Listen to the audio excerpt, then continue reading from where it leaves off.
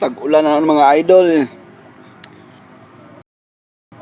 Lamig ng hangin. Magkape tayo idol.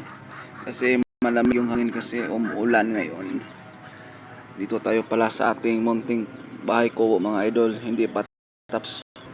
Yan. Yan mga idol, ating munting bahay ko. Meron na siyang isang upuan. Pero hindi pa siya tapos lahat.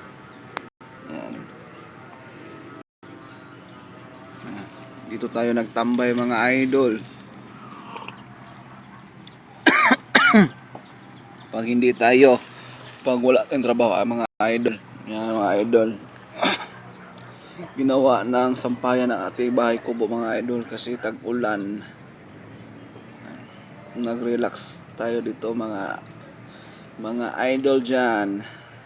Relaxin tayo dito. Masarap magkape basta malamig yung hangin at maulan ang panahon.